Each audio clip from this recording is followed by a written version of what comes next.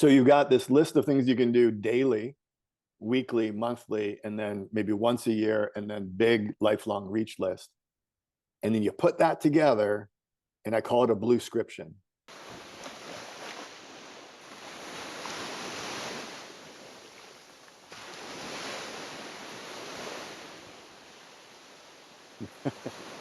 Welcome to Speaking from Water, episode 43.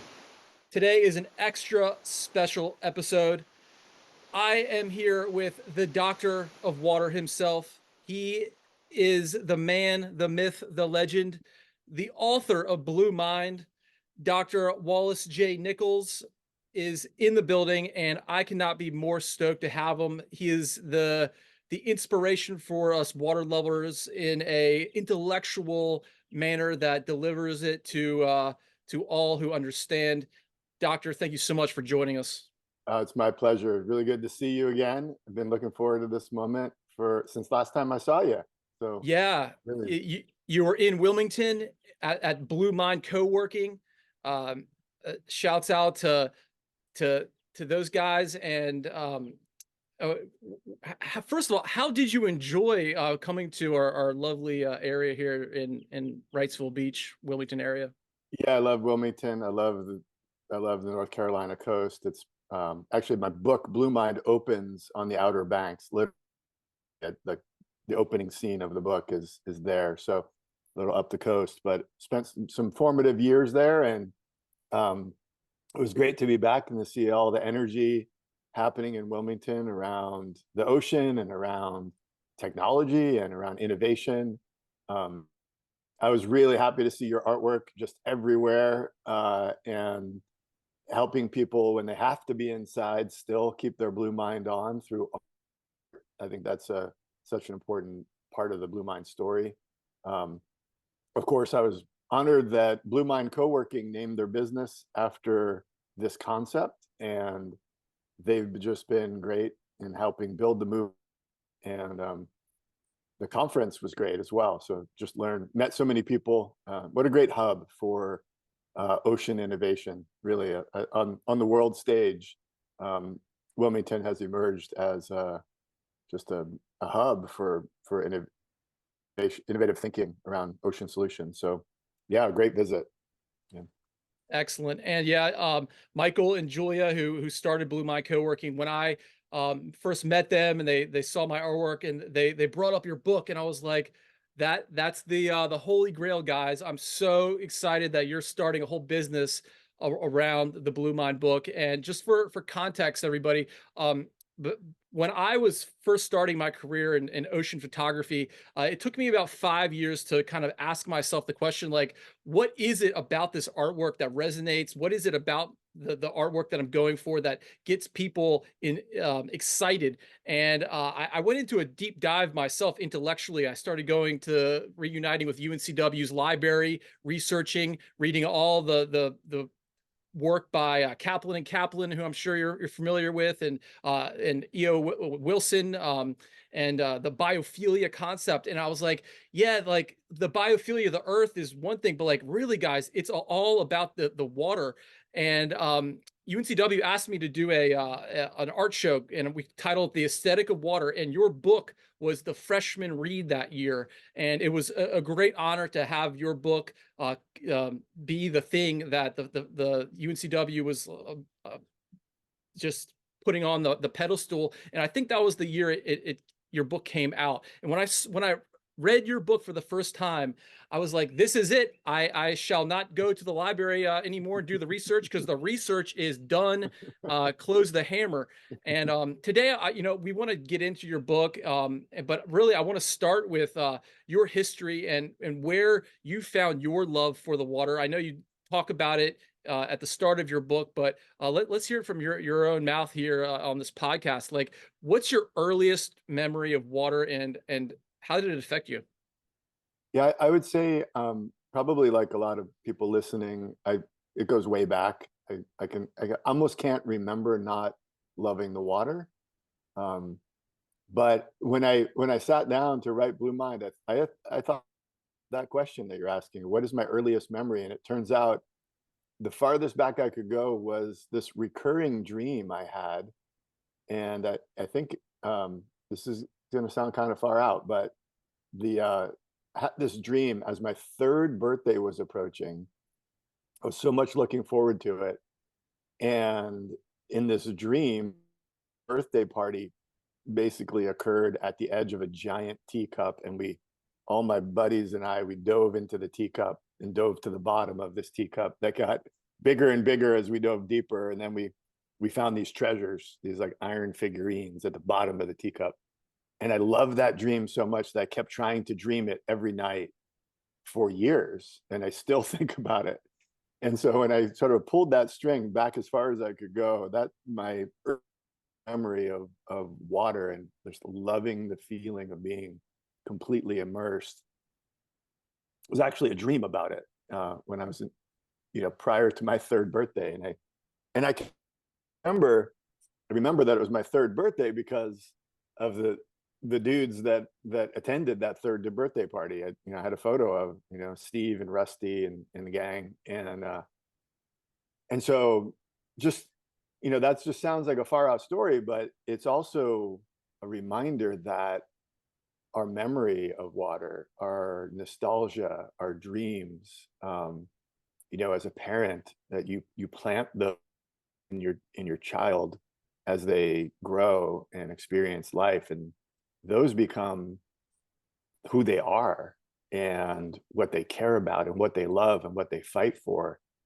Not just fun and games. It's deep stuff. And the fact that my earliest memory that I could pull back to was a dream of diving, basically free diving, the free diving dream. I mean, in a teacup of all places, is kind of interesting. And then to fast forward, here we are today, on this day, two guys that love the water talking about our love of water. And so those formative experiences that we have and that we share with the next generations, whether they're our own children or college kids or as a guide, they're so important to create like ocean warriors and people who care and people who fix things, not just break things. So yeah, that's my earliest memory. But then I grew up, hanging out East Coast, New Jersey, Jersey Shore, lakes, rivers, pools. The story, like always the last kid to get out of the water, no matter where we were, pruny and sunburned and salty. Then I wanted to align that feeling with my life, and pursued graduate school and college, studied biology and studied marine biology and wildlife ecology, and decided I wanted to be in sort of an ocean conservation biologist, because I wanted to keep that feeling kind of front and center in my career, as well as my personal and social life. So that's the quick version. But I think as a kid, I was pretty shy. I was adopted. I stuttered. I'd had big questions about everything, origins and life. And so in the water, I felt whole and I felt home and I felt safe and I felt quiet, and I didn't need to say things that would sound weird when I stuttered and people didn't ask me questions. And this overstimulating world, even back then, it was overstimulating to me, got quiet in the water. And so I didn't really understand that until kind of much later and writing Blue Mind. But that was a big part of it as well. Not just hey, I like the water, I'm going to be a marine biologist, or I like turtles, I'm going to be a marine biologist. Like that famous meme of the kid who says, I like turtles, and that kid's probably a marine biologist somewhere. It was deeper than that. It was healing. And my awkwardness, maybe in the air on land, went away. So I wanted to align, life with that, with feeling better. So Yeah, we went deep real fast there, didn't we? Yeah, yeah, and I kind of want to understand what were the activities as a young man that in the water that you enjoyed most. I know you're a surfer. Did you start surfing on the Jersey Shore? Tell us a little bit about that. Yeah, I think pretty typical. You start, you know, body surfing just because there's nobody around to tell you not to. And you start catching waves, body surfing, and then boogie boarding or whatever you can grab, skimboarding, and then eventually surfboards and anything really. And I really like surf kayaking. I know some people are like anti kayaks in the lineup, but um, on a small day or certain circumstances, just being out there, hand planing, really anything. And as I get older, it's nice to be able to shift back into, I like being in the water more. So I like to body surf and hand plane more just because I want to be in the water and maximize my, water time rather than waiting. Um, uh, Free diving. I mean, as a marine biologist, we scuba dive uh, a lot of boating, just tons of boating, all kinds of boats, any kind of whatever the boat for the job was. Sometimes it was a kayak, sometimes little Mexican fishing boats. We go out and catch turtles. Um, but even, I'm very ecumenical about water. So if all you got is a rinky dink backyard pool, go for it. Like if it's the vinyl sided above ground thing that you could kick over almost, totally old school, great. Just enjoy the heck out of that. Um, if you're lucky to have a big deep public pool that you can get in and go off the high dive and all that stuff, awesome. Um, if it's a farm pond or creek, I spent a lot of time in creeks, just little skinny bodies of water, catching frogs, looking for turtles, fishing in the reservoirs, camping next to the bodies of water. And, to a little guy, those little bodies of water feel like massive wildernesses. And I go back to some of these places and I see, I see these places. I'm like, wow, that seemed epic. That little reservoir in New Jersey. Um, and you go back and you're like, wow, that's yikes. It's pretty modest. Maybe even a little sketchy, but that was you know, we were like young Indiana Joneses out there just camping and swimming and fishing and cooking what we caught. And so I just love all of it. And, with the Blue Mind conversation, we try to build on ramps from where people are to this idea. And so if you happen to not be near the ocean, as most people are not near the ocean, even if they're in an ocean state, North Carolina, you could be in North Carolina, an ocean state, and many hours, many long hours to get to the coast.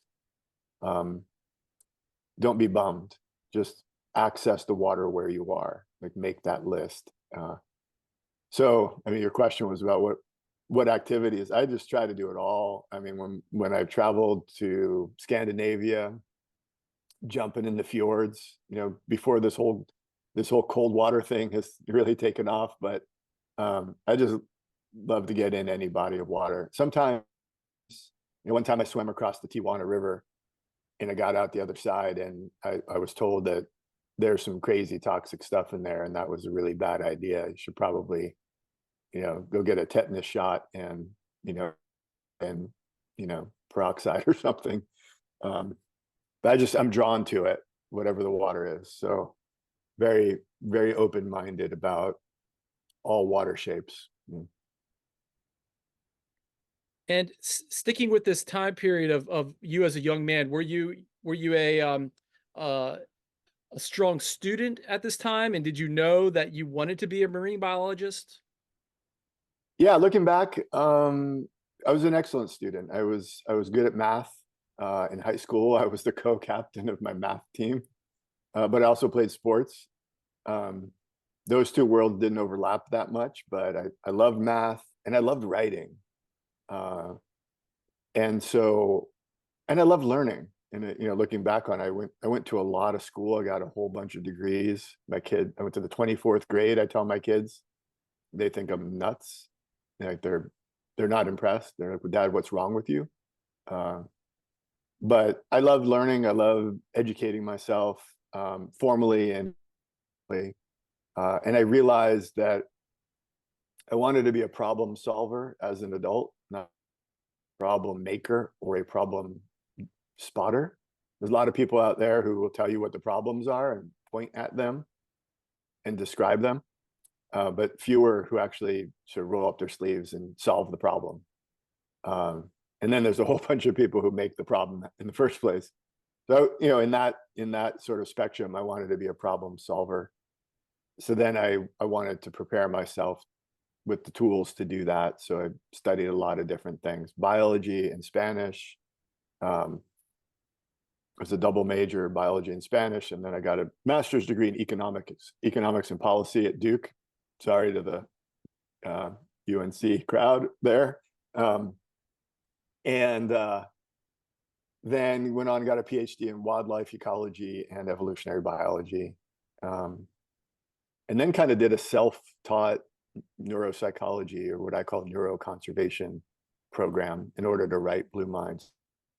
And I'm still learning about stuff. So I'd say my goal was to have a good, useful toolkit to be able to be a member of any problem-solving team that offered value. And I feel like I'm still trying to live up to that goal, but I think that's how I see myself from a sort of a professional perspective. And what kind of struck me most reading about your educational history specifically was your trajectory to Duke. Duke is an amazing school, but it's not on the coast, and you're leaving the coast. You're a young man. You're full of vigor. What made you want to go to inland Duke and begin your education there? And I ask this because there's a lot of kids out there listening, and they're weighing the benefits of like these typically prominent schools versus, say, UNCW is a great school. It's on the coast, but Duke has that standard bearing level. Tell us a little bit about your decisions there. Yeah, so Durham is a bit of a drive to the coast, where the town where Duke is located, for those who aren't familiar with North Carolina geography. So I made that trip a lot. We would head to the coast like every weekend. Every hurricane we would drive to it, because I was friends with a whole bunch of coastal geologists who were like, hurricanes are their favorite thing. So while everybody's evacuating, we're going to study the sand movement. And then Duke has a great marine lab, and so I spent a lot of time there. Rented a house in Beaufort on the coast, so I got to spend some time on the coast there and surf the Outer Banks and kayak and do all the fun stuff that you can do out there. So it was a mix. So yeah, I think the marine lab. So I chose Duke because they have a school of the environment that at the time was rare. There weren't a lot of schools of the environment. In fact, at the time it was called the School of Forestry and Environmental Studies, and then they upgraded the environmental studies part and they still have forestry. And then they pulled the marine lab into the School of the Environment. So that consolidation and sort of renaming happened to our cohort. So I was there kind of as a guinea to further bridge the marine lab to the environmental studies department or school. So I did my master's program there in environmental management with a focus on policy, econ and policy. And during, side note, while I was studying environmental economics, I was frustrated that this blue mind component was just not anywhere to be seen. So if you're saying, okay, what is a healthy ocean or a healthy bay or a healthy lake worth from an economics perspective? Well, you have, the resources that can be extracted and exploited. It was considered very progressive to include tourism, surf tourism, or any kind of tourism. And then you have the ecological benefits that were beginning to be better understood as a value. But entirely missing from the equation were the vast emotional wellness benefits that basically have dictated my entire life, and yours, and probably everybody to some degree listening has had their life heavily influenced, if not utterly controlled, by their emotional connection to water. And the fact that we just left that out as not just unimportant or undervalued, but just excluded, made me think that our conclusions as ocean economists studying the blue economy were just erroneous. We were professionally undervaluing this thing that's so important to life.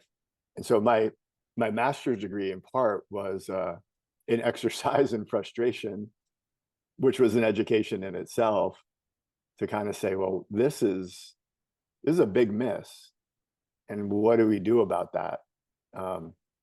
And so it took me a while to figure out what to do about it, to get this Blue Mind project going. I got a PhD after Duke in wildlife ecology and evolutionary biology, studied sea turtles and their migration and their genetics and their growth and their foraging ecology. And even in that work, realized that the human dimension, which was undervalued, and the human emotional connection to these beautiful animals and their habitat was not even considered. Even working with turtle hunters, considering their very strong emotional connection to the animals they hunt, which is true for many hunters. They have a reverence and an awe and a wonder, in fact, for the animals they hunt. And it turned out that was the most powerful motivator to save this species, the black sea turtle, from the brink of extinction, was harnessing the emotions of the turtle hunters. So that kind of experience, frustration, and insight led to this conversation about Blue Mind. Why is it left out? Why do we so actively exclude it? Not just from higher education and graduate school, but K through 12. I ask people all over the world, did you learn in grade school that healthy water is good for your body, your mind, your heart, and your soul? No, nobody teaches that.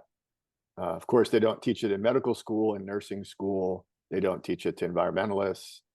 If you're lucky and you go to UC Wilmington and it's your freshman read, you got to learn it. But most schools are not using that body of research to teach about water. So we have work to do there. I think that whatever UNC Wilmington did, and whoever was the leader there who made that happen, needs a gold star, and they need to share that with every university on the planet, straight up.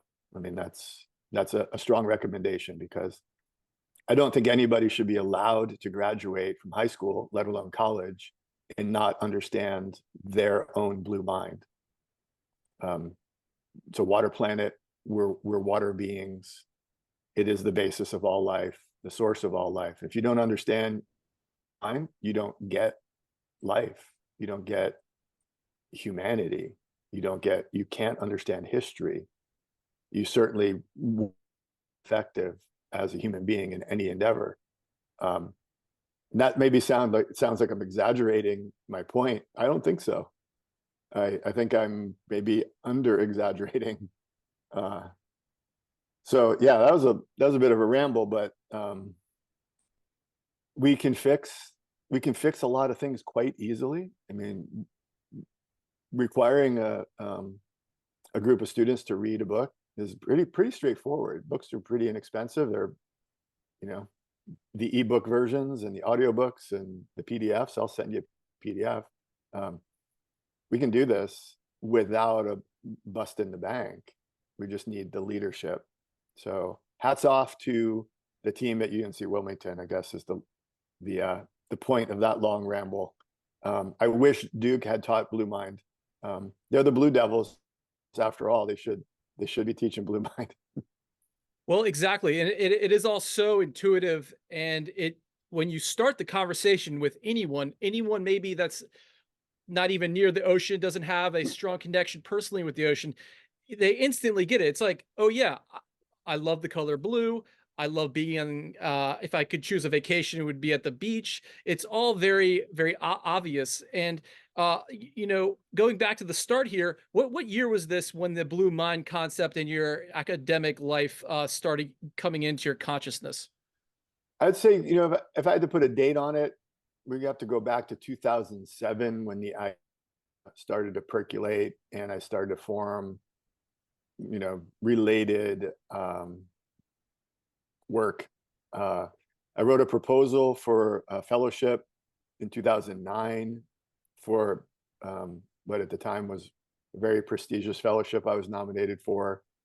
Would have been 3 years of support to do Blue Mind, and the feedback was that it was too creative. So I didn't get that. That was a bit of a setback. Didn't stop me, but it slowed me down for sure.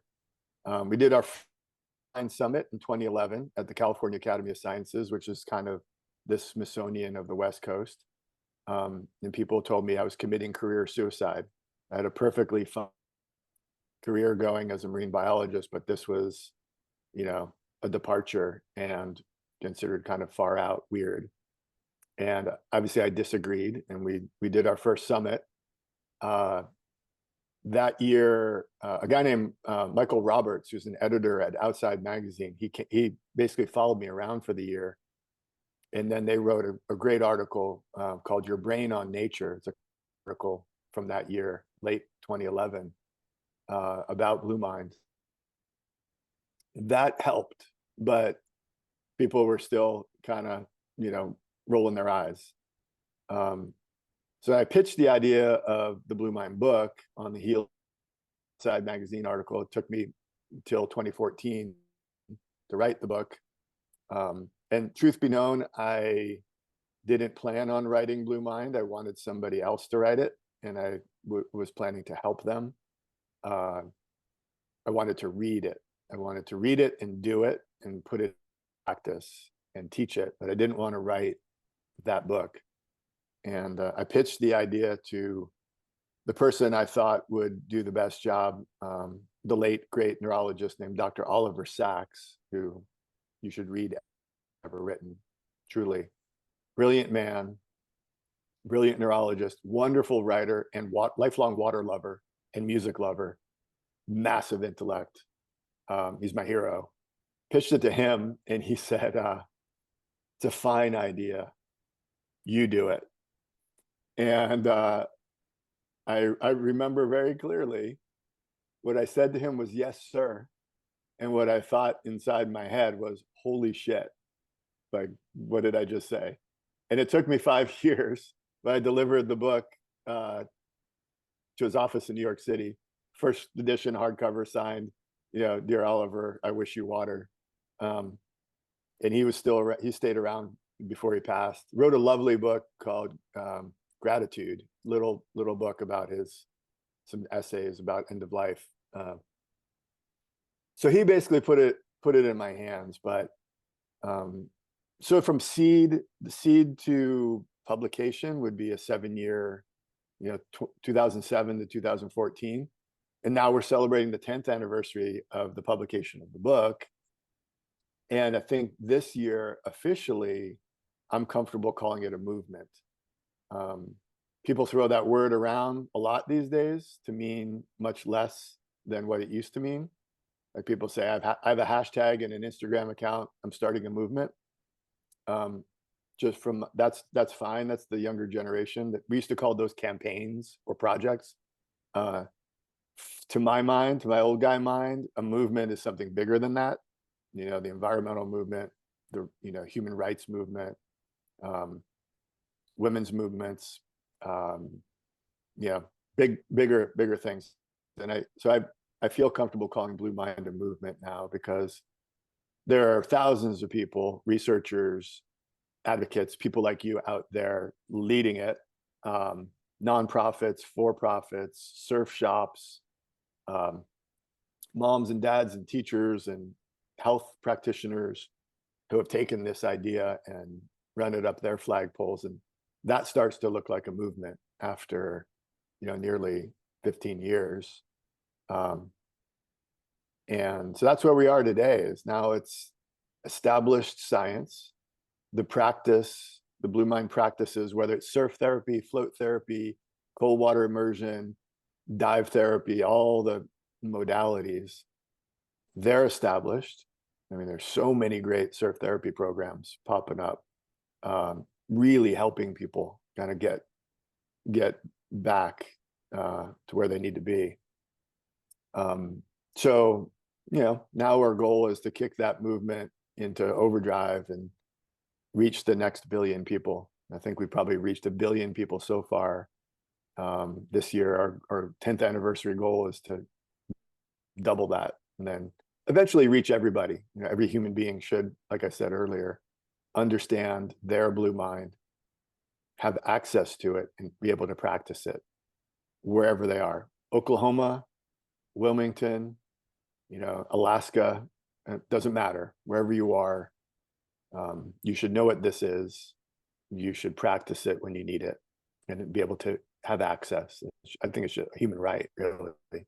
Yeah. And absolutely, just like you said, I myself consider myself an ambassador of water. Anyone listening can turn themselves into an ambassador of water. And really what it takes is doing the things daily that make you a better person through water. And you give the ingredients in this book. It's almost, well, it is a self-help book. It brings you as a person to a higher state of consciousness through activating the substance in a variety of different ways. And I'd like next to kind of talk about the different things that people can do on a daily basis to bring themselves up to this higher level. Me personally, I swim every single day. I swim for an hour straight. I don't stop. I do 4,000 yards. It brings me so much peace. And when I take breaks and stop, I go downhill. Like it's something that has to happen. And that's me. People can do whatever they want, but I personally believe you need to have a few different things, and you let me know what you think about this kind of plan. You have to be physical in water every day. You have to drink a certain amount of water every day internally, put it into your body. You have to also look at water, whether you're in the office, wherever you are, your home. You need to have water on your walls. You need to have pictures of water, um, uh, audio of water, fountains around you. So this is all prescribed in the book. Speak to that. Speak to the things that people can do, and then I'd like to kind of get a little bit into the science. Yeah. So you're right. I hear sometimes from people, they say, I don't live near water. What do I do? And the answer is you do live near water, and there's lots you can do for everybody. I've not met anybody who at the end of the conversation was able to push back and resist this idea. But I think it's also, you kind of touched on it, mind well. I think understanding red mind is important, and that's our kind of new normal. Like, the world is busier than it was when we were kids. It's busier and busier. It's harder to step away. The super we carry around are so good at taking our attention and distracting us. I mean, you have your own red mind list. It's traffic and to-do lists and trying to keep up financially and trying to understand what's going on politically in the world, let alone your own kind of local environment, like your household and all the screens and the sounds, and it might be sirens if you're in an urban environment. And we're encouraged to sleep less, caffeinate more, grind harder. That's considered a way of living. Not to mention accumulating stuff and debt. And that's, red mind is really useful. You need it. Like when you need to charge, you need that. You need that, a little more aggression, a little more umph. It's how we win whatever we're trying to win. It's how we compete when we need to compete. It's how we goals. but it's kind of gone haywire, and some people don't know how to turn it off. And then they end up in what I call gray mind, which is burnout. And so red mind is a real logical thing, and so is gray mind. So when your body and your mind say, I just can't do it anymore, and they just stop, and you're just flat and perhaps mildly depressed or despondent and languishing. Your creativity is gone, your drive is gone. No matter how much caffeine you chug, it's not gonna, that's burnout, that's gray mind. We want to stay out of that. So we want to move between red and blue. That's kind of the simple, very cartoon-like, simplified, very complex emotional states. And blue mind is, we get there by engaging with water in all of its forms. Wild water, of course, lakes, rivers, oceans, rain, snow, ice, in the mountains, on the coast, that wild, but also, as you mentioned, the domestic water, pools, tubs, showers, soaking tubs, sprinklers, all the water that's held temporarily for our use. I call that domestic water. But then there's also urban water. So so make a mental, as I go through this list, make a mental list wherever you are, you've got wild water. It might be just a winter creek that's frozen or a pond, but it's still there. And if you're Wilmington, it's called the Atlantic Ocean. And then you've also got domestic water, and you may have access to a public pool or a neighbor's pool that you can hop the fence and get in, or if you're lucky to have a hot tub in your house, or a big giant bathtub, at least a shower. And then there's urban water, so fountains around your city, and urban waterfronts that are being fixed up, and you can in town next to a river or a lake, and sometimes a boardwalk by the ocean. So that's the urban water. Kind of the built environment meets water in kind of usually a public way. And then we get a little bit esoteric, and it's virtual water. So you mentioned artwork. So your art is virtual water, and that makes wild water, the awe, portable. So somebody can take the awe they feel by the ocean through the vehicle of your artwork and put it in a co-working space. And granted, the actual Atlantic Ocean is so much better than a depiction of it, but that's okay. You want this 365-day access. So sometimes art, music, poetry, photography, film, recordings. You mentioned recordings of water. That's virtual water. I'm not even talking about VR headsets, although if that's your thing, you can do water things there. But so there are all these ways to bring water without actually including the physical water into our lives through sound and through imagery. And then we have the imaginary water, and that's the water that fills our dreams. And that's the water that when you close your eyes and I say, think of the water you love, that's the water you see in your mind's eye, and that you hear in your memory, and that you can even taste and feel the touch in, because this powerful thing called a brain and nervous system is holding that everywhere you go. So you've got the imaginary water, and then you've got the embodied water. And that's, you mentioned hydration being so important. So we are bodies of water, and so are the sea turtles, and so is that hawk out there, and so are our kids, and so are the plants. They're all bodies of water. Sometimes 90% water is what they're made of. And if you have a forest fire, which we've experienced, you will witness the removal of all that water, and what's left is very, very volume wise. So the embodied water is a form, a source of blue mind. So walking in the forest, you're basically walking through bodies of water in the form of plants. It's not fun to think about that. All of those trees, that bird flying by is a body of water that flies, called a bird. And then the last form of the 7 forms of water is metaphoric water. So all of the language that we have that refers to water, like in the flow, or, I'm drifting, I'm surfing. Sometimes you talk about surfing when you're not actually surfing on water. It's a metaphor.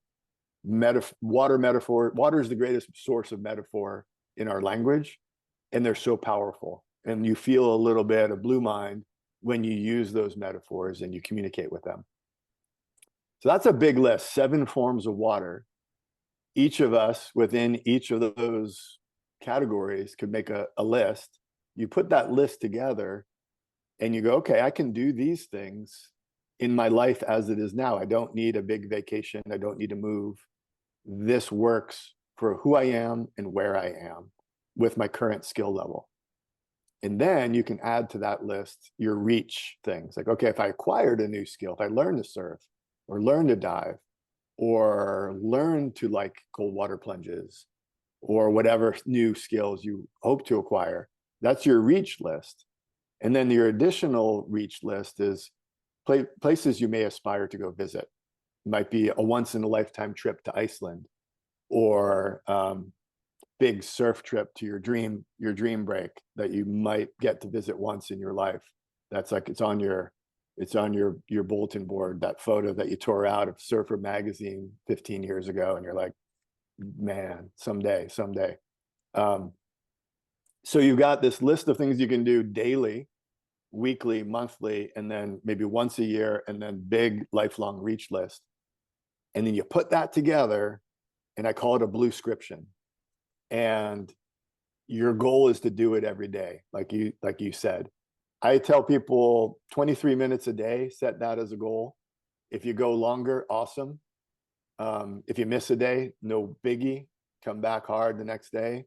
If you miss 5 days, don't beat yourself up. Just, like you said, you might feel it. You might feel that red mind and that gray mind, but just come back renewed to give it a shot. And so you might get in the pool, and you might get to the beach. You might pause just for a coffee and looking at the water. You might enjoy some artwork. You might go for a walk in the park through those bodies of water called trees.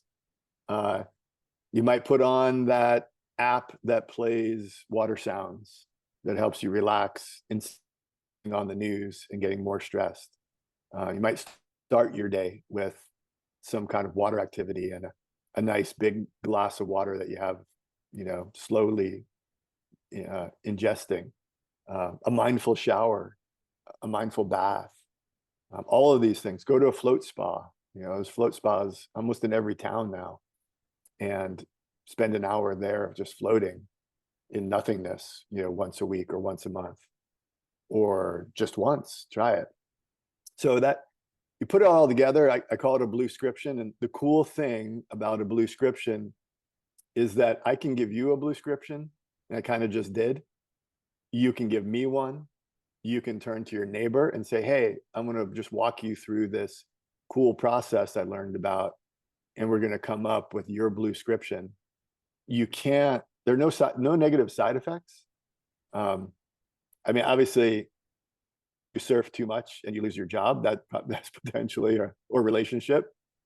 We could go there, but generally speaking, it's not this long list of scary side effects that you hear about pharmaceuticals. You can't really overdo a Bluescription. It's really good for you physically, mentally, emotionally, socially, spiritually. It will, if you do it for a month, promise, this is a hard promise, you'll be happier, you'll be healthier, you'll be more creative, you'll be calmer. I promise, 100%. There's no way it doesn't work. And so you might be thinking, oh, this water thing is kind of nichey.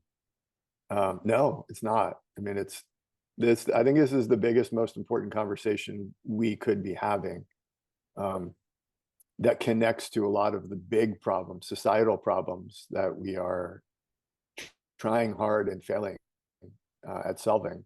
And so it's a simple, as you said, intuitive and transformative concept.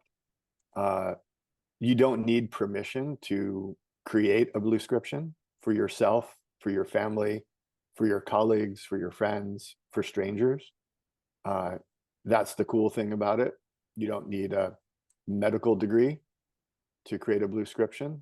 The science is very clear on the efficacy of these activities. And one of the coolest things about water, I think, in this sort of wellness realm, is that these things, these little supercomputers that we're all walking around wearing on our wrists or carrying in our pockets, they don't like the water very much. Actually, they hate it, especially the salty water. They do bad things happen. You wreck your expensive technology, like those headphones and this laptop I'm sitting in front of, iPhone.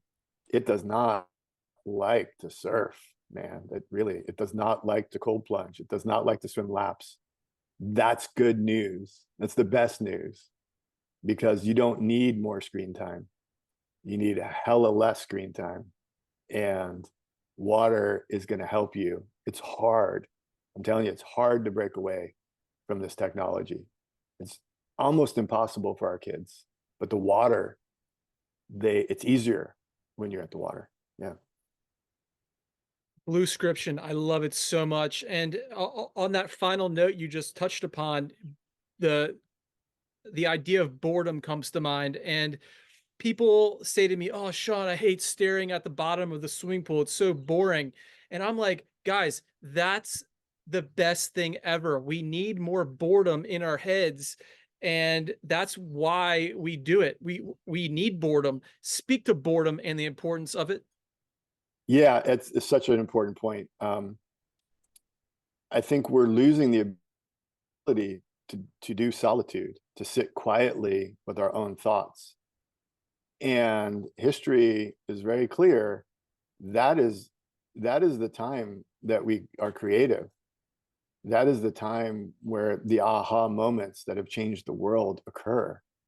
If every time you feel that little couple seconds of boredom and you quickly turn to a screen and you consume somebody else's creativity instead of being creative yourself, you're outsourcing. You're consuming some dumb shit, frankly. Some of it's brilliant, some of it's beautiful, but I watch kids watch their screen, and then I look and like, what's on there? And it's not good necessarily.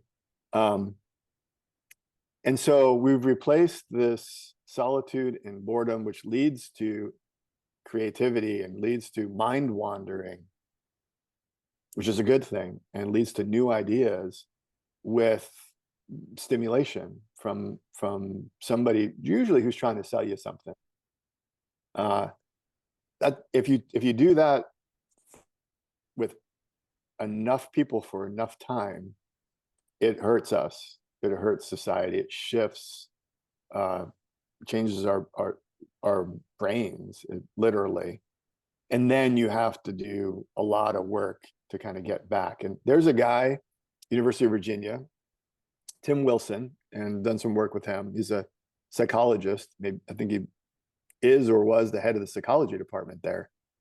He did a study of college kids, and he had them come in one at a time into a room, windowless room, featureless, windowless, sit at a table, no devices, no screens, no phones, no notebooks, and one button in front of them. And he said, go ahead and press that button.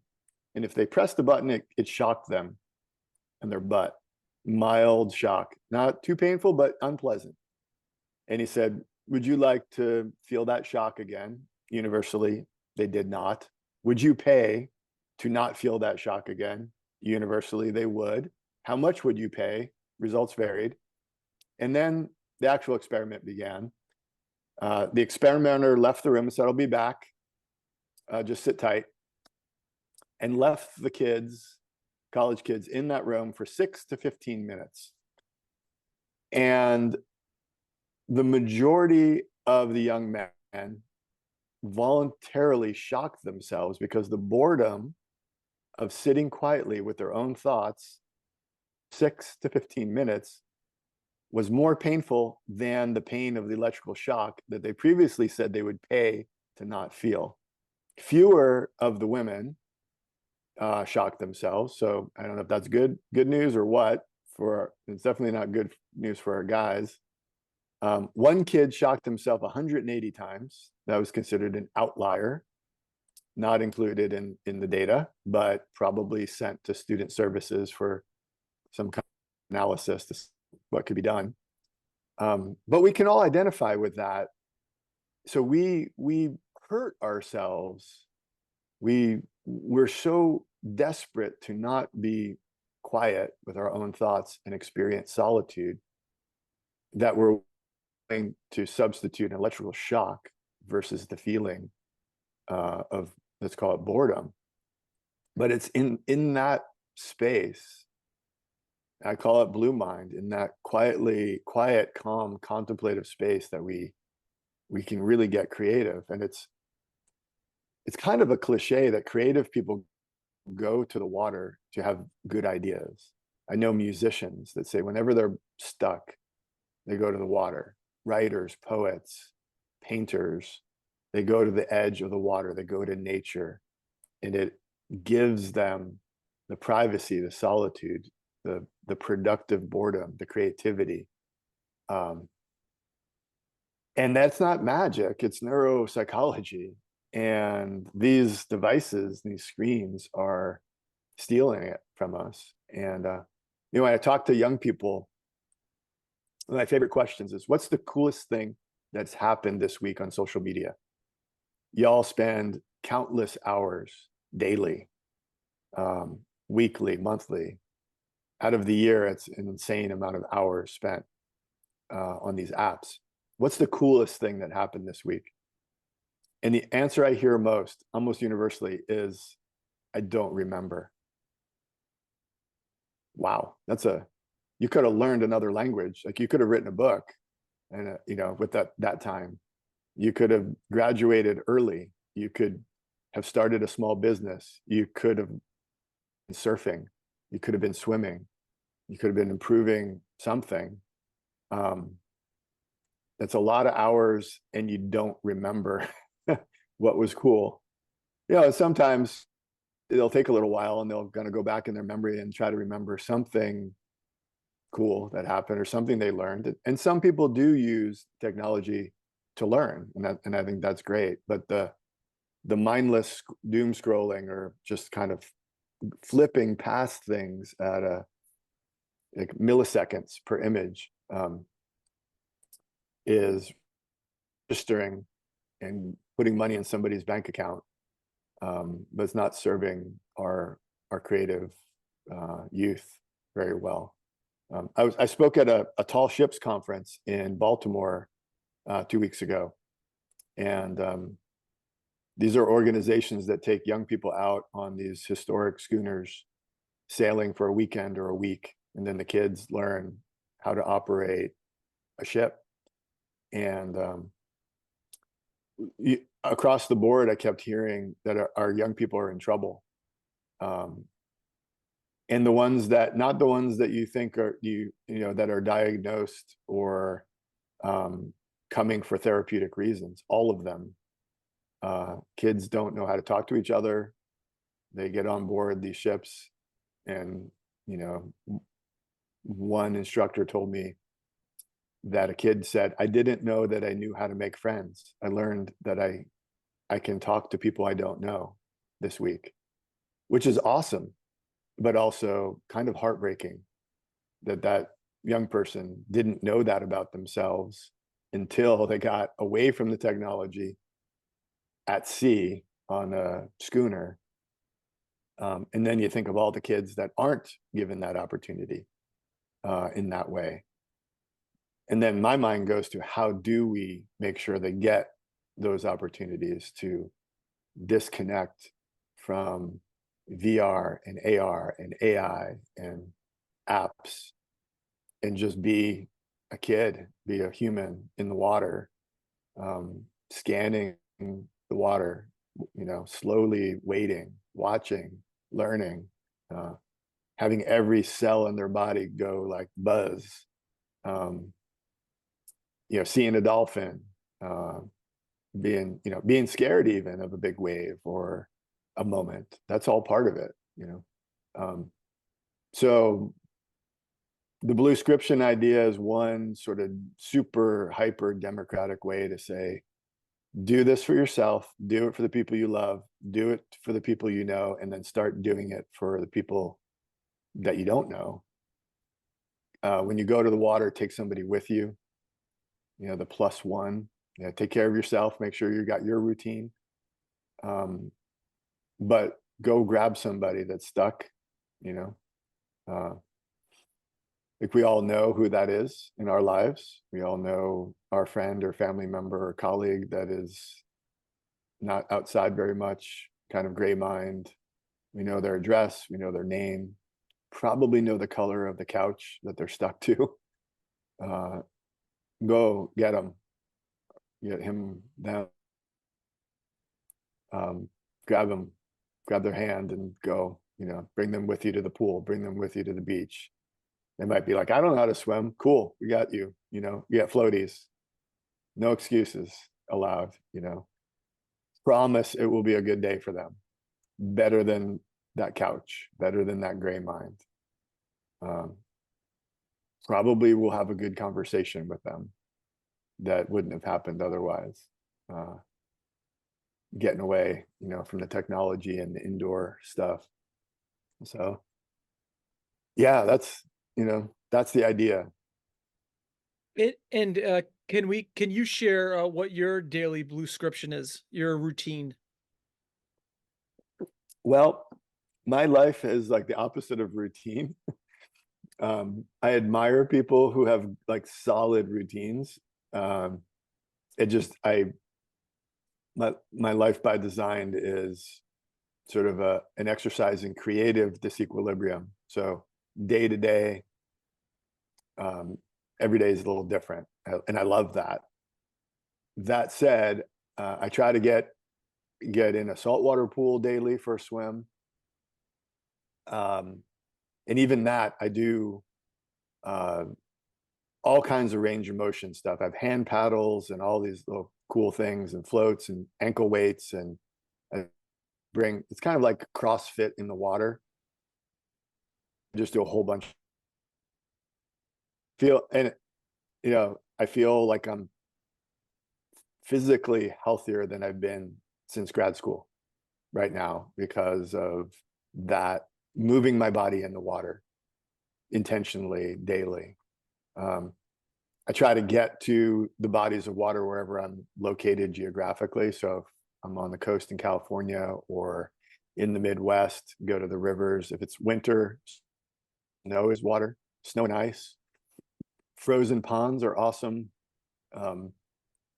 If it's an urban environment, so traveling a lot, kind of on the road a lot, I'll just seek it out. Had a wonderful conversation yesterday with a guy named Justin Einstein, who's the top researcher, neuroscientist, who studies our brain on float tanks.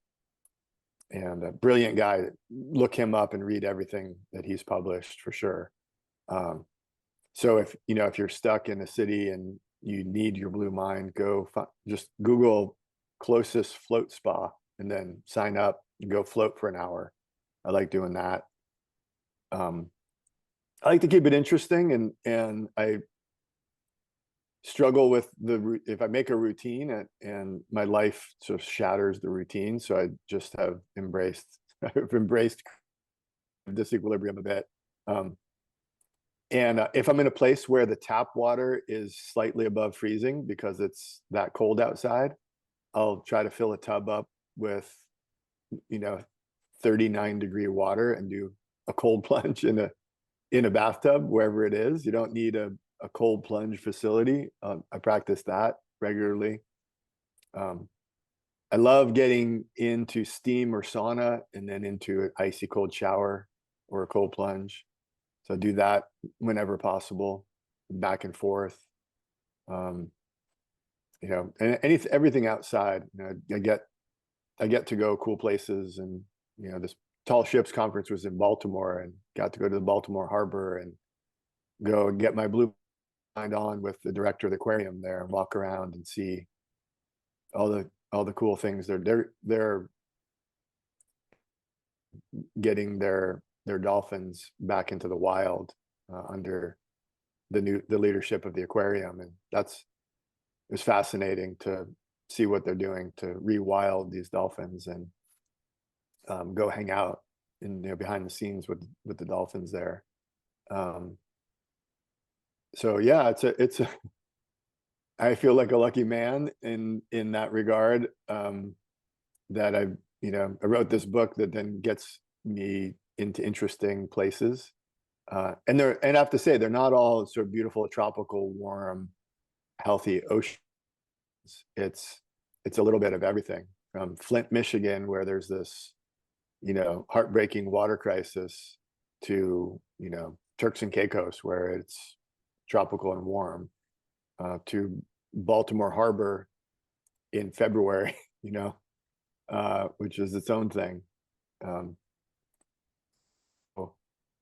So every day different, and I try to enjoy all the things I learn. And then, talking to you is like today, the highlight of my day is this conversation that we've been looking forward to. And I just get so excited, to share ideas with a guy like you, who is then rippling them out to a bunch of people I'll never meet. Man, that feels good, like that feels like, I right before I was looking, somebody posted something about this idea of, if you feel like you're not living up to your potential and you don't know what your purpose is, that can be kind of that can weigh you down in life. And I reflected on that earlier today. It's kind of like my morning reflection. And I thought, I don't have that problem. I don't. I feel like when I was in grad school, I tracked a sea turtle across an entire ocean, and I felt like that was the pinnacle peak of my life and my career. I can retire now. And I was like 28. And so, and I've never been unclear about my purpose. It's always probably back to that dream in the teacup. And that's truly a blessing, to have that clarity of purpose and satisfaction with your small contribution to life. And that feels good. I don't have the like the broken thing that's making me, stressed. And I know people who do, and I think there's something in this blue mind thing. I know people who were a bit lost, didn't have a purpose. They understood blue mind, and then it clicked. They're like, this is a big movement that needs all of us, and here's my part, whether it's surf therapy or helping people just go outside for a walk down to the creek, or working with kids on the autism spectrum, or at-risk youth who are just troubled with anxiety. There's just so much there. So every day I feel like I have a conversation with someone that helps clarify their purpose. Like I get to be the mirror and the catalyst, and then they click in. And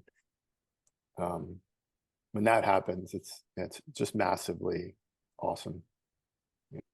So a couple weeks ago, I had the pleasure of interviewing someone who lives in Santa Cruz, close to you. He's also a big wave surfer at Mavericks, but his passion, his name is Jack A. Crop, and he takes children after school. He has an after school program, and he takes these kids to the beach and teaches them water safety, water activities. And I say this because there's literally an infinite amount of things a human can do that involve water to some degree. My thing is taking pictures and putting those pictures of water onto the walls to make people feel better. There's so many different things. You can teach swimming lessons, and you are so also lucky in your professional life as a academic, a professor, a doctor, to have found your thing when you did. And I guess, like, hearing that people almost tried to talk you out of this idea at the start, at right now is comical, but say you listened to them and you didn't do the thing and you stayed in your lane at the time, like uh, it speaks to the importance of following a passionate intuition. And 10 years on since the book's published, you've done so many great things. You've spoken all over the world. um I guess, speak to that as far as the finding passion, and then how this book has changed your life personally. To I mean, are you still, I guess, in the classroom teaching, or is your teaching more fluid, as I should say, with the book and going on tour and your engagements? How has the success of this book changed you in your life?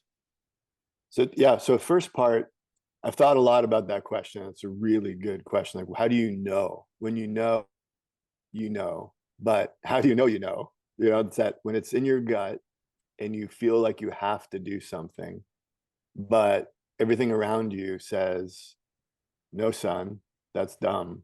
You know, that's career suicide, or there's no money in that, or that's ridiculous, or all the messages that you maybe get. And there's a possibility that those people are right. So you don't want to spend years like running in circles, pursuing something that's really not, a good idea. So that's the tension, right?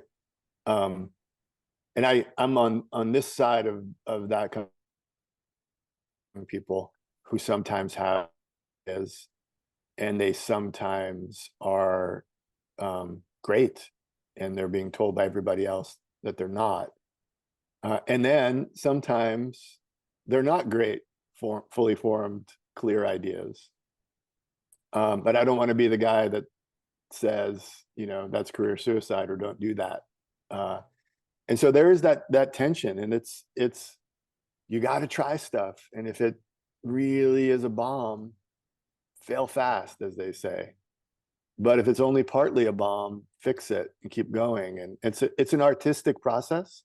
It's an iterative process. You've probably been through it so many times where a new technique or new material or new genre kind of, or a new artwork. And you're like, oh, this is not going exactly right. Let me step back, be calm, think it through, come at it again. So that's part of the process. And um, the other part of that answer is it's not fast. Like, your art making is not fast. My art making, movement making, book writing, it is the opposite of fast. And everything's telling you to go faster. Like, people want to get where you are tomorrow. A young artist might say, I want to be where you are fast. You're like, whoa, bro, chill. It's beads on a string. Every day is a little bead, doesn't look like much. You do it for a year, a decade, you got this beautiful necklace. And that's how it works. So the patience part, which is where Blue Mind comes in too, because in this red mind, impatient world, beautiful things take some patience, sometimes decades. Like our work on sea turtles. Sea turtles don't come back from the brink of extinction in a year, 5 years, 10 years, or even 20 years. It's 30 years plus until you see some kind of blip that is giving you hope. And so if you're not ready to just chill out, work hard, and wait, maybe, you should be an app designer. That's cool, but there's a patience to it as well. And so, I would say writing Blue Mind and sort of not handing it off, which was my original goal, and accepting the challenge and stepping up, and then being the cheerleader for the idea at this point. I'll be completely honest. It drained all my tanks, right? financially, emotionally, physically. I was all in practicing Blue Mind, but then, we had this thing called the pandemic. I lost my mom. We lost our home in a wildfire. I was not as resilient as I should have been. Um, and say now, in taking my own advice, in the wake of a wildfire during a pandemic and losing loved ones, saying, okay, Blue Mind guy, this is like a combo shitstorm. What are you going to do? And I knew what to do. Water, water, water, water, in the pool, to the creek, to the ocean, to the beach, the cold plunge, the sauna, and just refill my physical and emotional and spiritual tank, and then start working on refilling the financial tank so that I can be strong, and say yes to projects. So yeah, if from a distance, maybe it looks cheerier than that, but I'm going through the life that everybody through, and dealing with the sleeplessness sometimes, and then putting on, ocean sounds in the bedroom in the middle of the night to try to nurse myself back to sleep. All that, raising a couple kids that are in college with those bills and stuff. So it's I think having, through the struggles, knowing my purpose is life-saving, and having my purpose connect to water, and having the people around me remind me to do the thing that I wrote about. Like, Blue Mind guy needs to be reminded to practice his own Bluescription. I don't need to be reminded daily, but regularly. And Dana, my wife, reminds me. She's like, you need to get in the water. And she's always right. And if I'm like, no, I got stuff to do, she will drag me out to the water. She'll like, here's your bag, get in the car, or just walk out the door. So yeah, it's, reminders, friends who remind you, the social aspect. I'm really excited. This is the 10th anniversary of the publication of Blue Mind, and I'm updating some of the science and the footnotes. We're going to put out the 10th anniversary edition, and build this Blue Mind movement further. And that's an invitation. If these ideas resonate with you, grab them and run with them. Let us know what you're doing, because we can amplify it. But you don't need like Blue Mind co-working, case in point. They sent me an email and said, oh, we named our business Blue Mind Co-working. We hope that's okay. And I was like, that's better than okay. Right on. I hope it's a huge success and you have thousands of conversations. And in fact, it's true. And that's how we met. So that's I love that. So if you've got an idea for how to put Blue Mind into action, go for it, and link in with this movement and this community, and let everybody know what's working, and share the love. Yeah. And what are the things happening right now that people can tap into? Is there an organization? Is there an annual meeting? Tell us what there is. Yeah, so there's not really Blue Mind is, in fact, it's an idea, and it's a movement. So if you Google Blue Mind, you will find hundreds of businesses and nonprofits that name themselves Blue Mind, and they're not my entities. I don't even know about some of them. You will find different brands that Blue Mind as a concept to describe their work, whether it's therapeutic or a boat. There are boats named Blue Mind. as far as what I do to kind of fuel that, we have an annual Blue Mind Summit. This year will be our 14th annual Blue Mind Summit. We're holding it in late September in partnership with the International Therapy Organization. And the theme is Blue Mind Impact. So we're going to bring our community together, and everybody will have an impact story to tell. What'd you do? How does it help the world? How does it save lives or improve lives? So it's going to be an awesome celebration of the movement. I do an annual online book club, which is kind of a ridiculous little project. I read the book live online on Facebook Live every day for 70 days. Just get on and pick up where we left off, and people have questions and comments, and people meet each other. And it's we've done that for 11 years. So 770 episodes live without missing a single episode. I don't know any other authors that have done anything like that, for a really good reason. It's ridiculous, but it's just community building. We give an annual Blue Mind Award. We usually do that at the summits.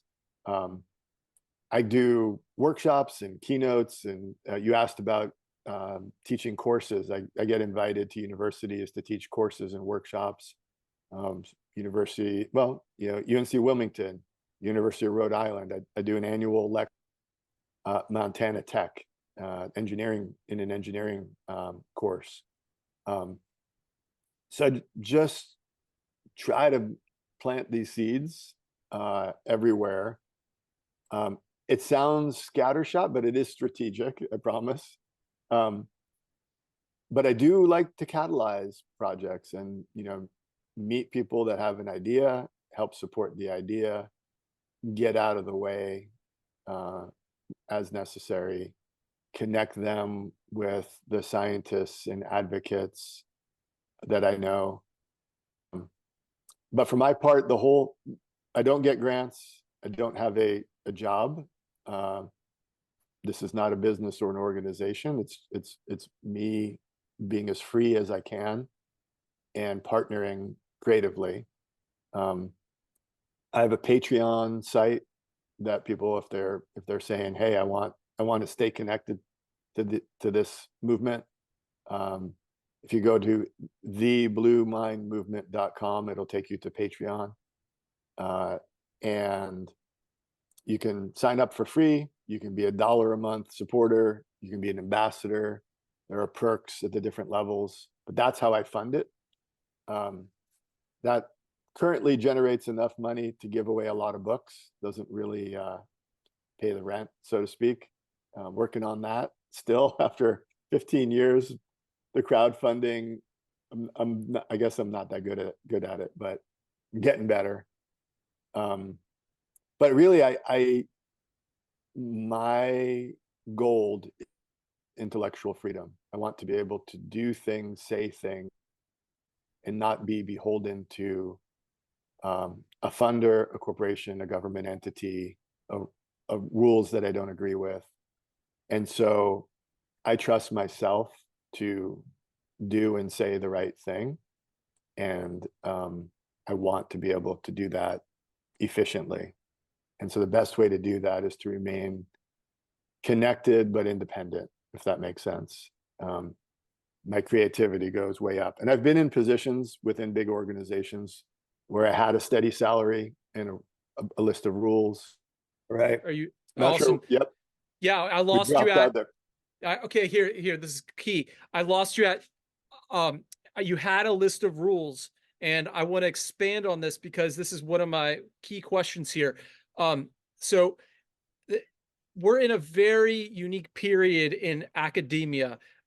Information is abound. The phone has everything in it. Chat GPT can write a book in 2 seconds, and you've lived from the start of this world where you had to do researches in a library with a card catalog. Now you have this independence. Okay, so where are we, and what do you recommend for intellectuals out there to do? Do you for those kids who are spending their family's life fortune to go to these universities as they are today, I guess, is that a good investment for the intellectual to do, or should they do their own work like you're doing right now? Because you've done both. Mhm. What's the prescription there? Yeah, it's a question, and I have two kids in college right now. One is Syracuse, one is decided to go abroad and study an entrepreneurship school in Spain. Um, so I'm watching and listening.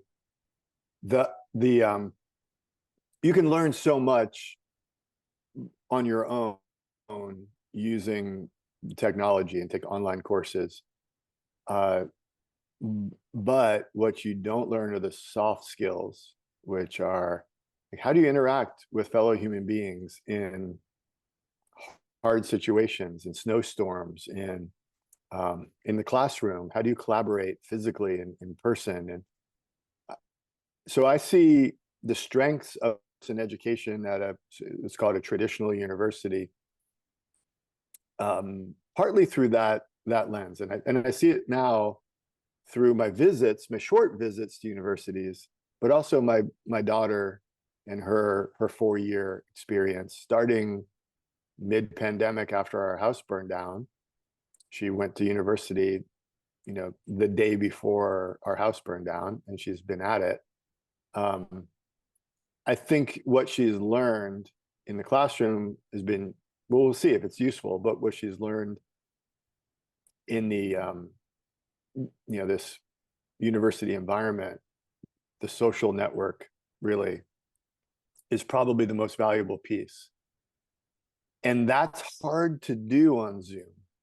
Like my connection to you is so much deeper because we've been in a room together. I've stood in front of your artwork. You've talked about it to me with like through actual air.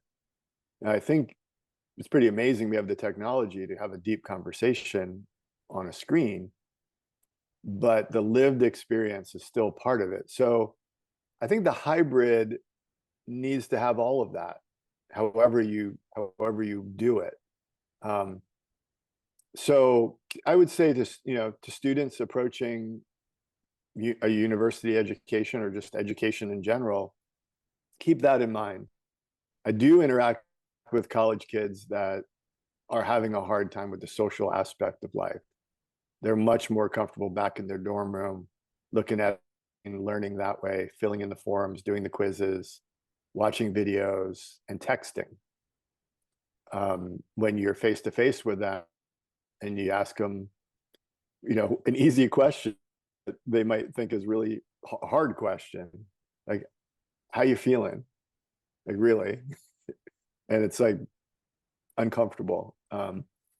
So I think you want to learn this stuff, learn how to learn, but also learn how to be a human, like living in the air world, living in the water world. So that's not a prescription, really. Maybe that's a slightly vague even, but do it all. Don't get too enthralled with life in virtual reality to the point where your body gets soft and you lack social skills. A hybrid version, take the best of everything and put it together. The financial part of it, the debt, the heavy bill, that's a whole other challenging question. I'd say if you're near a good university, like do those first 2 years at a community college where it's a good education and it doesn't cost you an arm and a leg, and then go from there. I've enjoyed all of my academic experiences. I mean, when I went to Duke, they won the national championship. That was like an education in itself of just mayhem. Camping out to go to a basketball game was just like a weird thing, and I'm glad I did it. So those are the experiences outside the classroom that have a university environment or a tall ship environment can provide. Uh, um, but you mentioned AI writing the book. I don't know if I asked AI to write Blue Mind for me, if anybody would be able to stomach it. I mean, would it be even readable, or would it feel like AI wrote a book? Um, how do you weave a narrative and bring in personal stories? And so I think there's a human component to art. I don't AI is just going to replace artists and writers. Um, but maybe people will, look more at, here's a comparison. In the music world, things have changed a lot. So we started with Napster, for those who remember Napster. You got Apple Music, you've got Spotify, you got every song in the world you can pretty much listen to for free somewhere. What has that done? Well, that's pushed people into concerts together. You pay a lot more to sit in a room with a musician that you love and hear their skin squeak on the strings and hear like and get spit on, maybe because you're in the front row and they're blowing through the trumpet and you just got wet from the spit. Pay more for that. Our real reality. And that kind of ties us back to the water version of that. Virtual water on a headset. It's kind of interesting, but nothing. I'll take 10 seconds in the ocean over an hour-long ocean documentary. Like, no question. It's just so much more full and rich and wonderful than even the best, most beautiful high definition VR ocean immersion, so far, at least. The feel of salt water just like filling your sinuses because you're upside down, getting barreled, pounded and rolled, and VR version of that doesn't exist. So that's, I don't think there's really even a competition. As sticky and addictive as the technology is, real water wins still. So When Wallace J. Nichols goes into the float tank and closes his eyes, what's the water that just brings you the most joy from your memory? Where are you going? well, those float experiences so far, every time I do it, it's different, which is the like cool and weird. And so sometimes it's chatter. Sometimes I can't stop the looping. I've got a lot going on, and I go in, and it's just like, okay, I'm I'm going to surrender to the chatter that's in my head, and it takes forever for it to quiet. Other times, it's like boom, I just go like I feel like everything that is me just is dissolving into everything else, like in the universe. Like I'm a Alka-Seltzer tablet. I'm just dissolving. Um, Sometimes I've floated, and I swear it was like 63-hour naps. Like I would fall asleep and I'd wake up and I think I'd been asleep for 3 hours, and then I'd fall asleep and I'd wake up and I think it was another 3 hours. But in totality, it was 60 minutes, and maybe I took 20 short naps, and I had no idea how long I had been in the tank. Like if they had said, "You've been in the tank for a week," I would have said, "Yeah, that's what it feels like." But it was 60 minutes. So it felt like I just got back from Maui, for a week. Um, so it varies greatly. And I think, have you been in a float tank? Have you tried it? I have not, which I'm very embarrassed to say because there is Oh, one up don't the be. road, and I have no excuse, honestly. Like I go to the beach None needed. and I go to the pool, and then I'm Yeah. like, well, I don't have that many hours, to do more things. So I should go. I should go, and I will because we Yeah. had this conversation. Yeah. Well, so here's what I would suggest, and anybody that's listening that has a similar answer. Um, go over there or call them up and say, I want the 3-float deal, whatever that is, a discount on an introductory 3-float session. So, and then sign up for 3 of them over the course of 2 weeks or less. So, day 1, day 5, day 10, for an hour, hour and a half, whatever. Some float tanks, float spas do an hour or 90 minutes. And don't back out. Don't give up. Go the first time. Maybe go with someone and have them float in another tank and then go out and chat about it.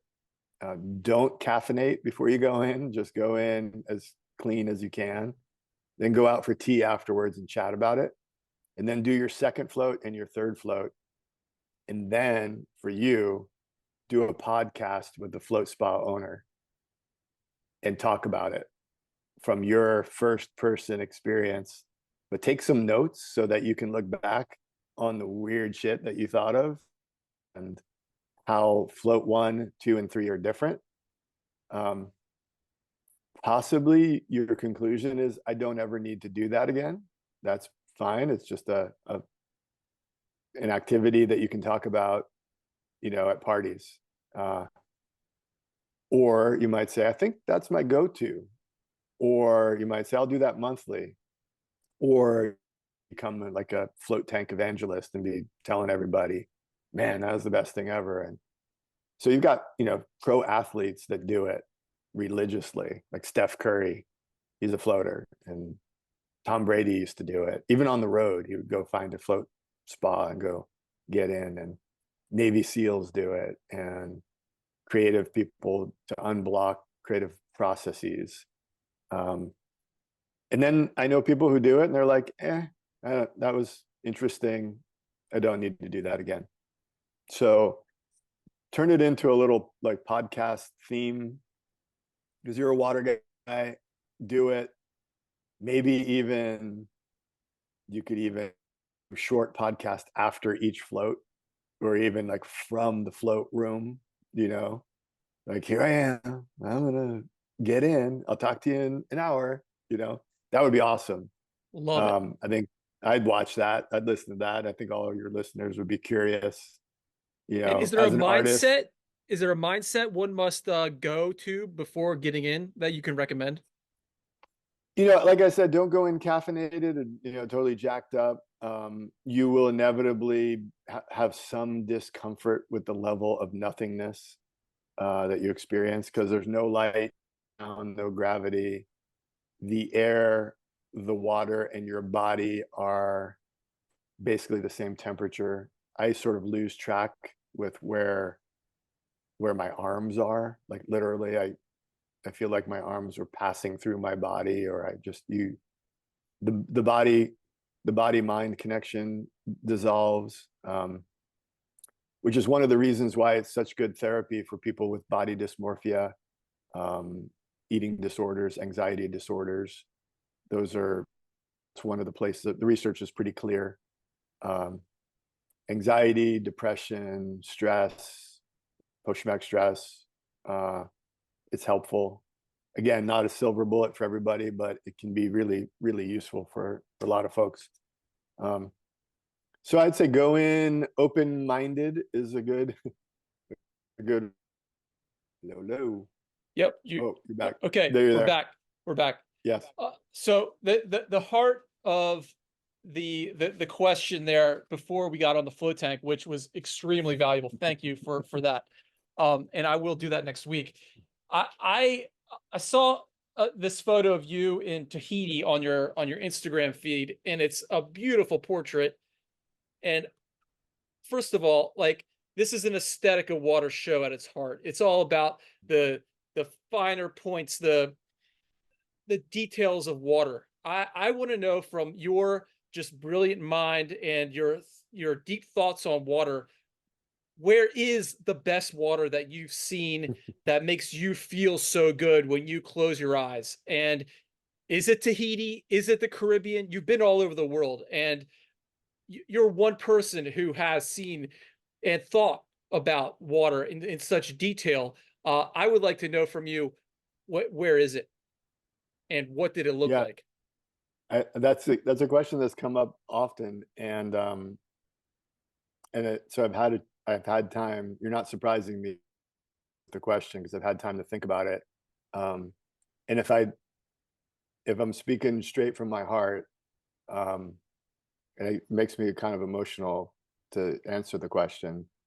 And if I any water with the people I love, any water with my girls, any like I miss them so much. I miss my father who passed. I loved being in the water with him. Um, my kids loved being in the water with me. I can't be in the water with my dad anymore. He's gone. My kids are both at college. I just crave being in the water with them, you know, like, man, so much. And I don't care. I don't care if it's if it's Tahiti right on, that would be amazing. But if it's a like junky ass pool, if I could just be with my girls in the water, you know. So, that's it. And it's a little kind of a little different answer to the question, but um, you know, my favorite thing, is that that feeling, to be, especially when they were little, that I mean, you're in it. You're like, it's man, don't miss a second of that, because when they go out into the world, and and when your mom and dad die, you can't do it. And um it's and then they come back, and you got a lot, you don't have a lot of time when they visit. And so uh just any water, like we've done some cool stuff together, like turtles in the ocean, and surfing and swimming and diving and just like jumping around. Dude, They grab. how about throwing a child up in that junky ass pool? Just that, man. Yeah, oh yeah, Like and then they say, you got me going right now myself, oh, bro. and they say, do it again. And then you're like, yeah. And then they're like, do it again. And like, yeah. And then higher. And then they're doing, like, next thing they're doing backflips Then the off your lifeguard's shoulders. yelling at you, the Yeah. two of you. Yeah. It's just pure joy. And any water that I can do that in. And obviously I don't fling my kids, like they're big women. Um, I don't fling them in the air anymore, but I wish I could. I mean, they wish I could. And then they grab you around the neck and you dive underwater. You're the turtle and they ride. I did that with my dad. It's like, Dad, let's do the turtle ride, and grab him around the neck, and I'd hold on to his hair, and he would dive deep, and we would swim, and then we come up and I'd do it again. And that's just like that's that's memories and nostalgia, and that's like body to body contact with the people you care about. It's just so good. And like, is there a virtual version of that? Hell no, impossible. Uh, so that's, I mean, really, there's some beautiful waters I've gotten experience in diving. I mean, Morea is great. I mean, whether it's all of it, the coral reefs and the humpback whales and the sea turtles and the mantas and the surf, free diving, sailing on a boat. It's epic. Um, but if you're not there with someone you love, so so I think that's the multiplier. Any water with someone that you want to be in that water with uh, is the right place. And we miss our girls, and miss those times that we had. But look forward to more. See where life goes, and where the Nichols family gets to travel. But yeah. And so deep, and it really goes back to the ethos you started this conversation with, is you don't need the ocean. The ocean's great, the Tahiti water is great, but you got the neighborhood pool down the road. Anyone can achieve these bodies of water anywhere. You just have to access them with your tuition. So I before I let you go, tonight I'm going to UNCW, my alma mater, where you spoke. I have the honor to speak with the Plastic Ocean Project. It's a club they have there, and I'm thinking about what I'm going to say. It's all about plastic in the ocean and the environment. I have a few ideas, but I want to know from you, the professor, how what are the answers right now aside from the obvious of picking up trash on the beach, reducing, recycling, and those plans. Like what is it that the people can work towards regarding plastic in the ocean? Yeah, two big ideas. I was thinking of this. I saw that you're speaking on this topic tonight. Two big things, two kind of high level. So I've been working on plastic pollution since about 1996. That's a while. And when we started, people said it wasn't a problem. And that, again, one of those back was don't screw up your career. Plastic isn't a problem. And now, fast forward 2024, kings and queens and Kardashians and rock stars care about it. I mean, there's 1,000 organizations around the world working on it. So much research. We know it's a problem. We know what needs to happen. We're moving. There's a movement. That gives me optimism. And there's all kinds of reasons to be upset and angry and concerned. All of them. It's a horrific mess. But that we've gone from people in my lifetime, in my career, people saying it's not a problem, you're wasting your time. What are you going to tell people to use less plastic? It doesn't really hurt the turtles if they eat it. To where we are today, that's progress. So just make sure just echo that. Say, I talked to this guy, he's been working on it for a while. He just wants you to know. You may have discovered this problem 2 years ago, but crap load more work to do.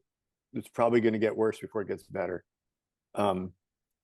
That's one piece of the message I would share.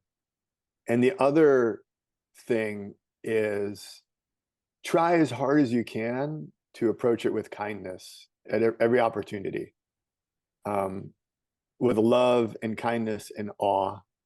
Love for the ocean, love for people, love for wildlife, love for nature, love for the animals that are being impacted, love for the future generations that are going to deal with our mess. And I say that because our politics and our environmental movement is often just so divisive and sharp and angry. And I get that has proven to get us nowhere quickly. Every success I've been involved with has been by working with the so-called enemy in solving the problem. So the Black Sea turtle is booming. They were on the verge of extinction and everybody thought it was too late. There was no funding. But by we, I mean a bunch of biologists and a bunch of turtle hunters saved them. Big success, quietly, without a lot of fanfare, by working together. So there's opportunities for weird, unexpected partnerships. Nobody wants an ocean activist in their face yelling at them. That won't ever win the day. You're not going to save the ocean by arguing with people and downloading a whole bunch of facts all over them. It just doesn't work. Or scaring them. Or making them feel really, really bad. They're not going to join our club. So as hard as it may be sometimes to try to be as kind as possible and approach somebody who may have just dropped their plastic crap on the beach, go up to them and say, hey, we're trying to win the cleanest beach in the world award. Can you help us? Right? That sounds like it might work versus like, you asshole. The fuck you doing? Pick your shit up. I'm gonna kick your ass. That's maybe our tendency. But so yeah, use positive psychology, I guess, and and there's a place for lawsuits, class action lawsuits. And that's a tool in the toolkit. Um, but we're trying to build a giant movement, and the way you do that is by bringing people on board through success, through positive outcomes and creative solutions and fun. And so, my kids, when they were little, they get really upset about people leaving their trash at the beach, and I had to kind of constantly say, we're gonna solve this problem through kindness and through meeting people where they are. And you might think that sounds really super naive, but I'm 56. I've tried a whole bunch of different things, and got involved with this plastic issue at the beginning. And butting heads doesn't get us there. What's so exciting is all the different, the material economy, all the innovation, and making our stuff out of better materials so that it does the job it's supposed to do, but doesn't create these side effects that hurt us and hurt nature. That's just a huge opportunity to kind of redesign everything from the stuff I'm wearing, maybe what your headphones are made out of, to the car materials in your car and your laptop and your and your surfboards. And so that you just got to push for beautiful stuff, and make that happen. But that's, again, it's more creative and kind, and kind of winning that way. So optimism and kindness, maybe, it would be what it boils down to. And keep the hammer in your back pocket when you need it. But the ocean is not full of plastic yet. We hear that. I hear that. I actually wrote an op-ed years ago, and the title was "The Ocean is Not Full of Plastic." And I got, like, my colleagues were not happy that I said that. And that sort of is indicative of maybe our problem. If we tell people the ocean's full of plastic, then they're going to say, well, what's the point? Why would I even go to the ocean? It's gross. Then they're not going to fall in love with the ocean. Kids will say, the ocean's full of plastic, it kills you, don't go there. And then they become disinterested, and then they're not part of the team. So the ocean is not full of plastic. It's in trouble. It needs us, but you got to fall in love, head over heels, like more in love with the water and the ocean than you've been in it for anyone or anything. And then you're an unstoppable ocean warrior, water warrior. But that process doesn't happen by freaking people out and convincing them that if they go outside, they're going to get sick. So they should just stay at home with their VR headset where it's all safe. You don't ingest plastic when you're just sitting in virtual reality. So you're good, right? No, that's way scarier to me. So fall in love, be kind, be optimistic, work hard, come up with the solutions, get bored and creative sometimes, and come up with the solutions, because we haven't figured it out yet. So there's huge opportunities to, do new stuff. Great advice, and I'm gonna touch on all those pieces. And a few months ago, I had on a gentleman named Wes Carter, and he's the president of Atlantic Packaging, which is the largest packaging company in North America. He has a side project he's working on called a New Earth Project. Are you familiar with a New Earth Project? Yeah. Yes. Okay, so his whole thing is making this packaging that's earth sustainable, biodegradable. And I was going to speak about that, but here's my question with that from your science mind. Are you transferring something like the stuff has to come from somewhere, and is the tree that's being cut down to make the styrofoam or the new styrofoam that's made of biodegradable, is that creating new problems, or like what is worse? And from your objective opinion, like how do you view that?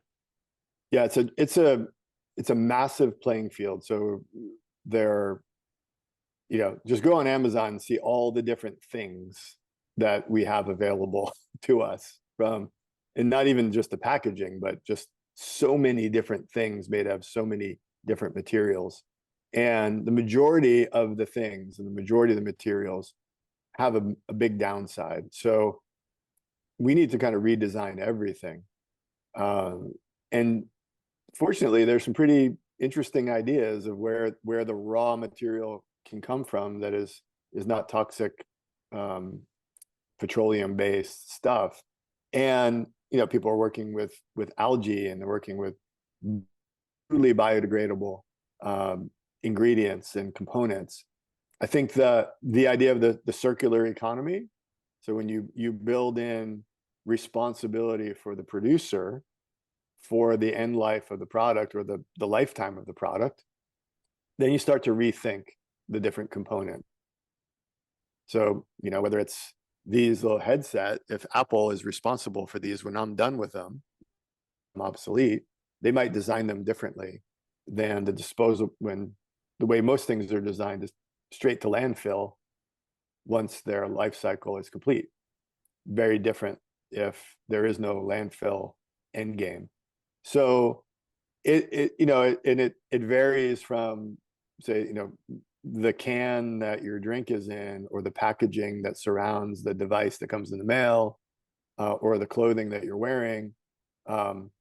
It's such a big playing field in terms of all the different materials that make up our economy. So there's 1,000 different conversations which material we're talking about. Again, that's a huge opportunity for innovators to kind of come in and say, I'm going to make a better shoe, and these shoes do no harm, and they work. You can play basketball, you can jump, you can run. They don't fall apart, but they also don't slowly break down and create nanoplastic like most shoes currently do. We don't talk about it, but if the soles of your shoes are worn down, that means you've left nanoplastic particles everywhere you've walked for the lifetime of those shoes. It's very, very small, abraded, tiny, microscopic pieces of your shoes. And that's mostly plastic. Like far out, like, wow, I don't want to, I feel bad for walking now. Maybe I should just stay in the basement on my V and never walk. Or don't wear So shoes. think about all, and don't wear shoes. Yeah, exactly. Or wear shoes that are like creating nutrients to the environment, that are truly biodegradable, rather than the way they're made now.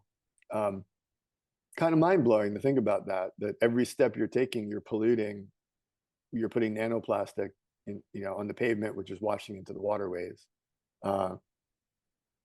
So that's a freaky thing. But so let's redesign the soles of our shoes and everything else. And so I'm not a chemical engineer. That's not my thing, but people are working on that, and they're getting creative, and then they're getting disruptive, and then they need to create market share and nudge their product or their project into the mainstream, and do marketing and convince people this surfboard is cleaner in its production and its disposal once you're done surfing it than that one over there. So buy this one. What if it's more expensive? Well, then that's where marketing comes in. Maybe longevity, maybe other features. Same thing with wetsuits and everything we use. But I think the key to it can get so overwhelming to the point where it exhausts you and depresses you, and then you're in gray mind. And I can tell you from experience, goodbye creativity, goodbye compassion, goodbye collaboration. Gray mind is not where you want to be. So don't burn yourself out. Don't completely freak yourself. Energize yourself. We got serious problems to solve. They can be pretty damn scary, but and definitely don't burn our kids out. Like I see young people are already burnt out and they're 15 because they're hopeless due to eco anxiety, plastic anxiety, climate anxiety, extinction anxiety, and then just every other kind of anxiety. And they're 15 and they're not creative. They're not compassionate. They're not collaborative. They're not even sure they want to get to be my age. That sucks. Like we're doing that. So I think you got to jump in the ocean regularly, shake it off, come back and be creative. It kind of connects the dots on this plastic pollution issue.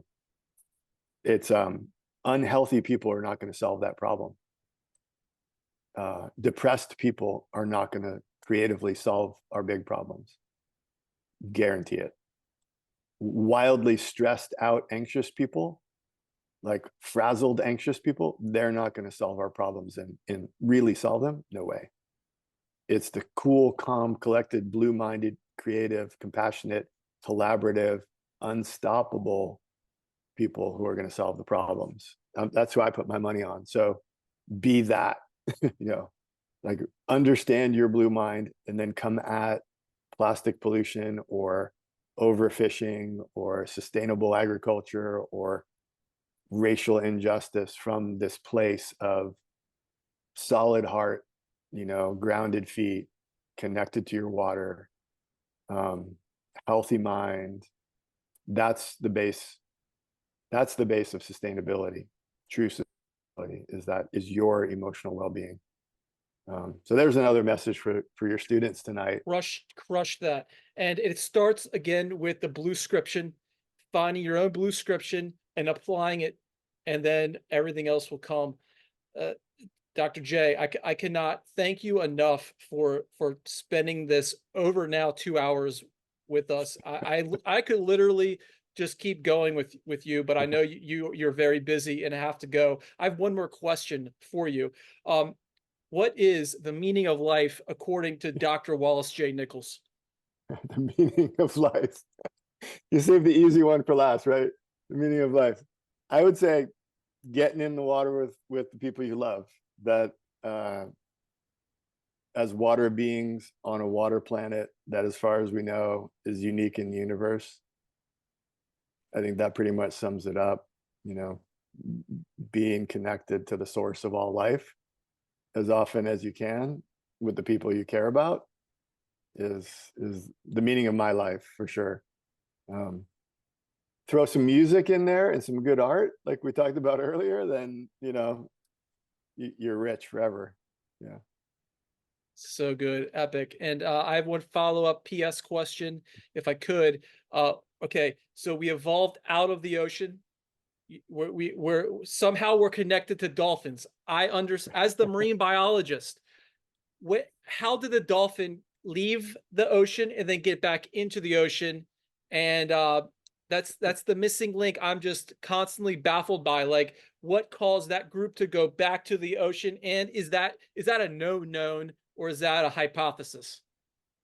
I'd say the genetics and the people who study evolutionary history have pretty much dialed in that escape from the water to the land and then the return to the water by some of the forms, and dolphins being one example. But we all and carry around that water legacy. Like we are sacks of seawater. Like those birds flying around right outside the window, they're sacks of seawater. So all of us terrestrial beings are carrying around that watery legacy, and that's really clear. And hats off to the people who dig around in the fossil evidence and the DNA and try to piece together millions of years of the past without really getting to look at it. That's some pretty interesting work in sort of evolutionary biology and cladistics is the field. Yeah, that's I'll send you a link that you can add in the show notes to the evolutionary history of marine mammals. It's and turtles, by the way. Even though they come from the egg. Well, turtles, yeah, turtles have a. I mean, they're on land. I mean, the cool thing about sea turtles is they have an aquatic existence, but they come up on to land and to lay their eggs. So they kind of have this land sea connection that makes them makes me love them more, I guess, is probably a short way of putting it. But turtle evolutionary history, separate from marine mammals, but also fascinating and ancient. So, well, I think that's another podcast in itself. yeah, Maybe we I could was gonna say yeah, maybe we could get together in about 6 months or so in the summertime and reconnect that if sounds you'd be great. up for that, guys. Absolutely. Here's my signed audio book. We got this together a few months ago. Go out, pick up a hard copy, pick up an audiobook. You can download it to your phone. It is an amazing, amazing read. I'm going to put a link in the show notes. I'm also going to put a link to the Patreon. And That's awesome. guys, thank you so much for listening. This has been episode 43 of Speaking from Water. And again, smash that like button, push the subscribe, do all those things. And until next time, peace. I got one more thing to add. Yeah, come bring Besides it. peace, right Yeah. over your shoulder is the first photograph ever taken of our home, and it's called the Blue Marble. Right over your, there it is. Just on point. I'm just gonna say Yes, beautiful and photograph. thank you for noticing.